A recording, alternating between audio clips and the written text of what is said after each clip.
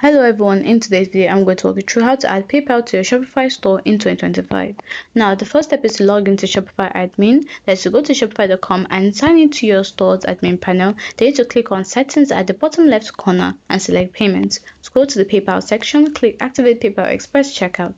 If your store is new, Shopify may automatically set up PayPal Express using the email you used to create your store. You need to click activate again. You'll be redirected to PayPal to log in. Grant permission for Shopify to connect with your PayPal account. Now this is optional. You can change your PayPal account. If you want to use a different PayPal email, first deactivate the existing PayPal account under payments, then click activate again with the new email.